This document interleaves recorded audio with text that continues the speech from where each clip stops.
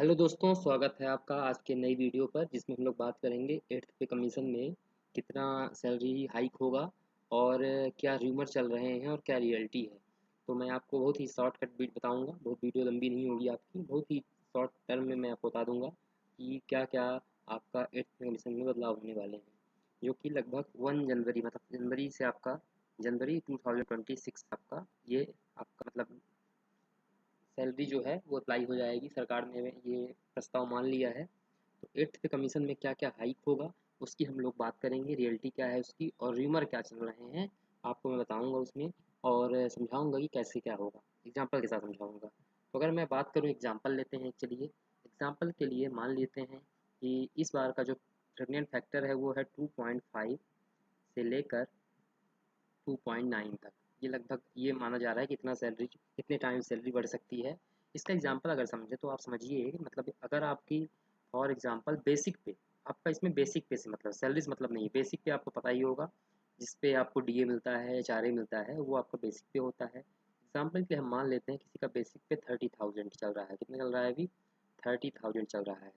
तो अगर आपका जो मतलब जैसे जो आजकल न्यूज़ चल रही है इसमें सब लोग क्या करते हैं कि आपकी जो नेट पे है, ग्रॉस पे जो आ रहा है, उसमें आपको बोलते हैं कि इसमें आपका इतने टाइम से, जैसे कोई नेट पे आपका मान लीजिए मिल रहा है आपको 57,000, तो लोग बोल देंगे कि इसका 2.5 टाइम होगा, पर ऐसा नहीं है, ये गलत है।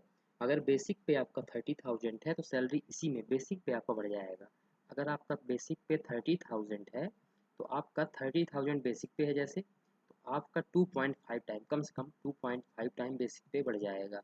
और एक बात मैं आप जो बताऊंगा आपको इम्पोर्टेंट होगी, मतलब आपका लगभग अगर इसका देखा जाए कितना हो जाएगा 75, ठीक है, 75,000 टाइम लगभग ये आपकी सैलरी हो जाएगी बेसिक पे। अगर इतना बढ़ता है, बहुत ज़्यादा ही बता रहा हूँ, इतना बढ़ेगा नहीं हालांकि, लेकिन आपको समझना होगा या बेसिक पे या कुछ भी है, इतना लगभग बढ़ता है। अगर एग्जाम्पल के समझा रहा हूँ, 30,000 का सैलरी तब कम होगी तो कम बढ़ेगा, मतलब आपका बेसिक पे 75,000 हो जाएगा। पर ध्यान रखें कि बेसिक पे जब होता है उसमें आपको डीए मिलता था पहले, पर आपको अब डीए क्या मिलेगा? 0 रुपये मिलता है। क्या मिलता है? 0 रुपये मिलेगा, क्योंकि डीए जो होता है ये महंगाई भत्ते को ही मैनेज करने के लिए होता है।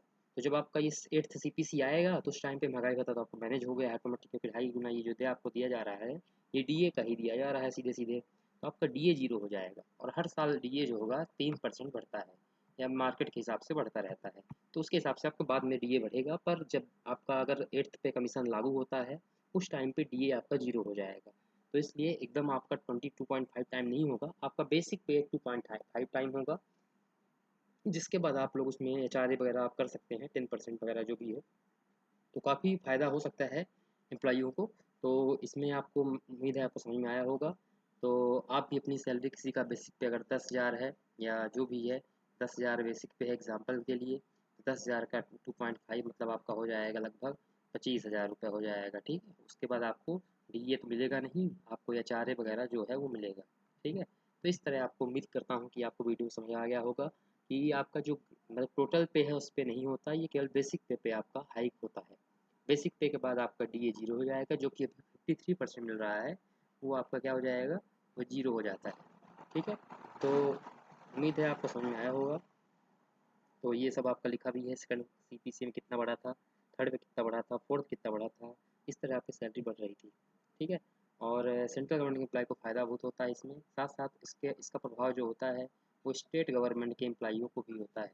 तो सबके लिए फ़ायदे की, एम्प्लॉइयों के लिए फ़ायदों की बात है। पर इसका इफेक्ट पड़ता है सरकार के खजाने पर, और सरकार के खजाने पर इफेक्ट पड़ता है तो इसका इम्पैक्ट होता है महंगाई। महंगाई बढ़ सकती है और ज़्यादा। ये 6 पे कमीशन का आप लोग इसको पढ़िएगा, इसमें सब लिखा हुआ है 6 पे कमीशन में क्या हुआ था, और 7th में क्या हुआ था, 8th में क्या हुआ था। जो उम्मीद है 8th पे कमीशन में, ये देखिए फिगमेंट फैक्टर जो दिखा रहा है 2.28 से 2.86 का वेरी करेगा, तो लगभग 20 से 35% सैलरी हाइक आपका हो सकता है। मतलब आपका जो ग्रॉस पे है उतना सैलरी हाइक हो सकता है, मतलब आपका 50,000 अगर आप आते हैं तो आपका लगभग 60,000 हो सकता है। इस तरह आपका मतलब पेमेंट आपकी बढ़ेगी, मतलब 20% से 35% तक आपको बढ़ने के चांसेस हैं। तो इस तरह आप अपना सैलरी कैलकुलेट कर सकते हैं। और उम्मीद करता हूँ कि वीडियो पसंद आया होगा। Thank you for watching. अगर वीडियो पसंद आती है तो आप उसको लाइक करिए, चैनल को सब्सक्राइब करिए और अपना कमेंट करिए। Thank you. वीडियो छोटी है पर आपके लिए काफ़ी इंपॉर्टेंट है, आपको समझने के लिए। Thank you.